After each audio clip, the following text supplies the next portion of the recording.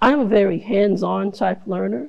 And so the hands-on experience at LUTV News has been able to teach me, I feel like I've been able to learn a lot more here by doing the hands-on not activities, but the hands-on work than I would just trying to read a textbook.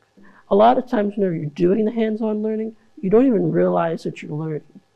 And that's the best part of LUTV News, is because you get to laugh, you get to enjoy every aspect of it. And even when you make a mistake, you can say, I learned something.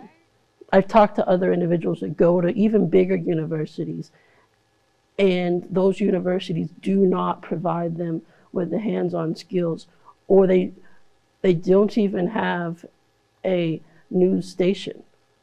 And so here at LUTV News, you're learning skills that you would have never learned at these bigger Ivy League colleges.